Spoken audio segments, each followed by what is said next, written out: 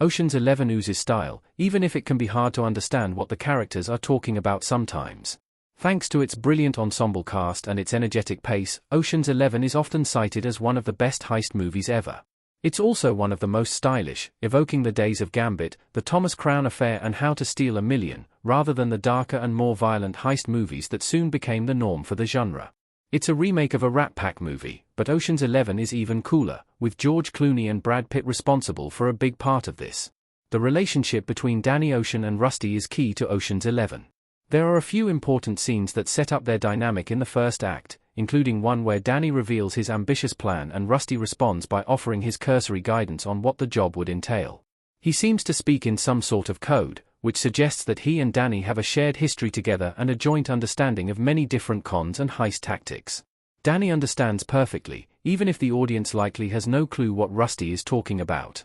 Off the top of my head, I'd say you're looking at a Boski, a Jim Brown, a Miss Daisy, 2 Jethros and a Leon Spinks, not to mention the biggest Ella Fitzgerald ever. Rusty. What Rusty's 2 Jethros, a Leon Spinks and an Ella Fitzgerald line actually means in Ocean's 11. Rusty uses cultural references to break down the heist.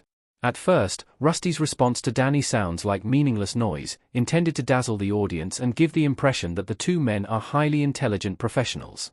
However, breaking the phrase down and analyzing smaller pieces reveals that Rusty is actually using cultural references to describe the techniques that he and Danny will need to use if they want to pull off their impossible job. Essentially, Rusty gives Danny the plan long before the audience gets a chance to see it, and it's fun to try and piece it all together on a rewatch. When Rusty says that they'll need a Boski, he's referring to Jim Boski, a Wall Street trader convicted of insider trading in the 1980s. In the criminal slang that he shares with Danny, this means they needed someone wealthy and dodgy enough to bankroll their operation, which is where Saul comes in. Jim Brown refers to football legend Jim Brown, which basically means the gang needs a tough, combative figure, and Frank Catton fills this role. Miss Daisy alludes to the film Driving Miss Daisy. This is the gang's getaway vehicle, although the SWAT van ultimately serves as a distraction. 2 Jethros is a reference to the famously incompetent but lovable character of Jethro Bodine from the Beverly Hillbillies.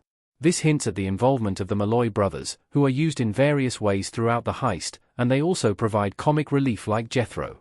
Leon Spinks is a teaser for the chaos at the boxing match, since Spinks is famous for his upset over Muhammad Ali. The final flourish is the biggest Ella Fitzgerald ever, slang for the tactic of showing Benedict a staged video of his vault. This con gets its name from an old commercial for Memorex, which advertised its music recording technology by suggesting that it could fool people into thinking they were listening to Fitzgerald singing live. Rusty's jargon sums up Ocean's 11 style. Rusty's slang reveals a lot about himself and Danny, even if audiences aren't expected to understand it. Brad Pitt in Ocean's 11. The Ocean's franchise has a distinct sense of style. It's no surprise that it was soon followed by scores of imitators throughout the 2000s and 2010s, but it's hard to bottle this infectious swagger. The dialogue helps draw the audience in, with Danny, Rusty and the rest of the gang often speaking in a way that suggests they're insiders in a complex and fully lived-in criminal world. Rusty's heist jargon adds to the aspirational side of Ocean's 11. Of course, anyone would want the score at the end of the movie, but Ocean's 11 also makes people want to be part of the crew, just for the sheer fun of it. This criminal slang is reminiscent of thieves' cant, a now obsolete British argot which was used to talk about crime without raising suspicion or giving away details to eavesdroppers. Similar to Cockney rhyming slang, Rusty's long list of cons is a language that's designed to signal a belonging to the in-crowd. It's worth mentioning that these slang terms are all completely fabricated, however.